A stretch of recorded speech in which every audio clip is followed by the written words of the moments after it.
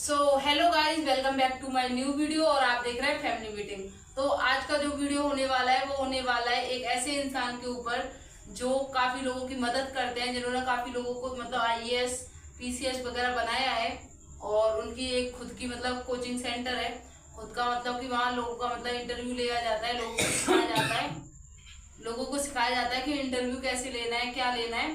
तो और क्या कहते हैं, उनकी एक मतलब खुद की कोचिंग है, दृष्टि आईएएस के नाम से। आप सभी समझ गए होंगे, वो बहुत ही बड़े टीचर हैं, बच्चे उनको बहुत ज़्यादा मानते हैं। मैं किसकी बात कर रही हूँ, आप सभी दृष्टि आईएएस के नाम से समझ गए होंगे मैं किसकी बात कर रही हूँ। मैं बात कर रही हूँ गाइस, मैं बात कर रही हूँ दिव्या कीर्ति सर की। विकास दिव्या कीर्ति उनका पूरा नाम है और लोग उनको मतलब कि दिव्या कीर्ति सर के नाम से जानते हैं ज़्यादातर लोग। आज उन्हीं के बारे में हम बताएंगे। तो हेलो गाइस, जैसा कि इन्होंने बताया, आज हम दिव्य कीर्ति सर के बारे में बताएंगे, जो कि दृष्टि नाम से एक वो इंस्टीट्यूट है। वो मतलब लोगों को आईएएस की और मतलब यूपीएससी मतलब क्लियर करवाने की वो पढ़ाई करवाते हैं। और मतलब उनका काफ़ी उनके मतलब लाइफ स्ट्रगल में उनका काफ़ी रहा है। तो स्टार्ट करते हैं। जैसा कि उनका मतलब जो नाम है असली, उनका डॉक्टर विकास दिव्य कीर्ति नाम है उनका। और जो उनका जन्म हुआ था उन मतलब इस समय जो उनकी एज होगी, उस समय इनकी एज है शायद, उनकी एज की तो नहीं पता है, लेकिन उनका जन्म 26 दिसंबर को हुआ था। जो मतलब आज दिव्य कीर्ति सर है, उनका मतलब पढ़ाई में उनका काफ़ी मन था और काफ़ी मतलब पढ़ने का भी उनका मन करता था। तो उनका मतलब उन्होंने यूपीएससी भी क्लियर कर रखी है शायद, है ना, यूपीएससी वगैरह उन्होंने क्लियर कर रखी है। तो उन्होंने मतलब अपनी पढ़ाई स्टार्टिंग से पढ़ाई की थी। और उनका मतलब हिंदी में और उसमें हिंदी मतलब काफ़ी लगाव था उनके, मतलब आप बोलने से भी समझ सकते हैं, जब वो बोलते हैं तो मतलब प्योर मतलब हिंदी बोलते हैं वो। तो उनका फर्स्ट सिलेक्शन भी हो गया मतलब उसमें।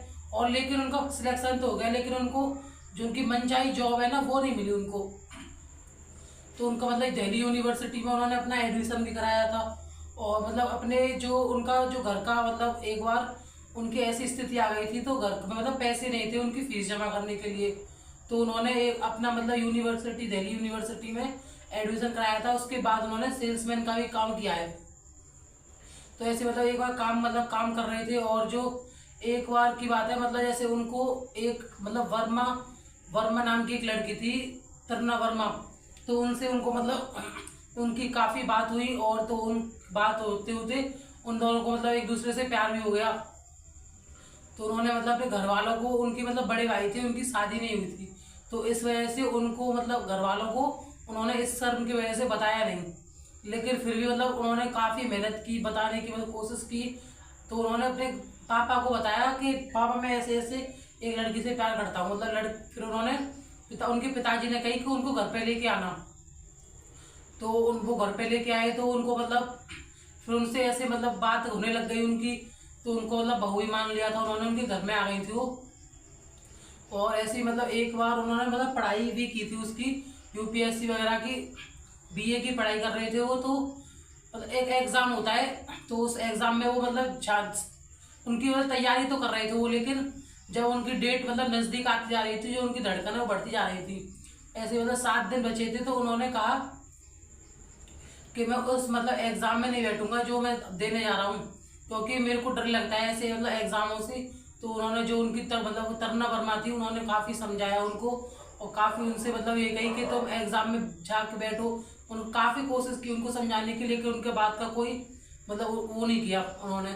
तो और जो उन्होंने उनके घर वालों से बात की। तो उनके पिताजी ने उनको समझाया कि तुम जाओ तो सही, ज़्यादा से ज़्यादा क्या होगा, क्लियर नहीं होगा, बैठो तो सही वहाँ पर जाके। लेकिन उन्होंने मतलब उनकी बात मान ली और वहाँ पर जाके मतलब टेस्ट वगैरह सब कुछ दिया। तो उनका मतलब सिलेक्शन हो गया मतलब उसमें जी यूपीएससी में। तो उनका यूपीएससी में सिलेक्शन हो गया। लेकिन वो आईएएस बनने की सोच रहे थे, क्योंकि उन्होंने को लोगों ने सुझाव दिया था आईएएस बनने का।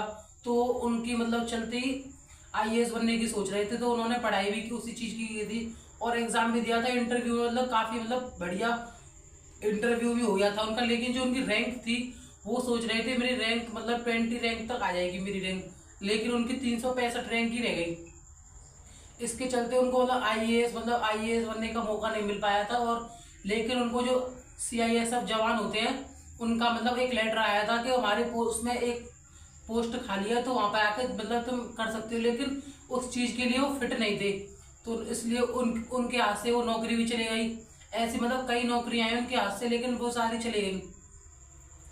ऐसी फिर उन्होंने दूसरी बार भी दिया यही एग्जाम, फिर तीसरी बार भी दिया, लेकिन कभी नंबर कम रह जाते थे और कभी इंटरव्यू में फेल हो जाते थे।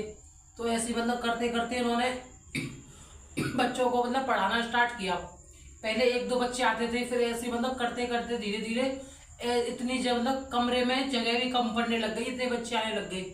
तो उन्होंने ऐसे मतलब धीरे धीरे बच्चों को कराया। एक बार की बात है मतलब बच्चों ने कही के सर से कि सर मतलब थोड़ा इंस्टीट्यूट मतलब अपना कोचिंग वगैरह स्टार्ट करो। तो उन्होंने सर ने ऐसी मतलब हंसी मजाक मतलब दृष्टि एक इंस्टीट्यूट है उसको खोल दिया स्टार्टिंग में ही उनके बच्चों की डिमांड पर।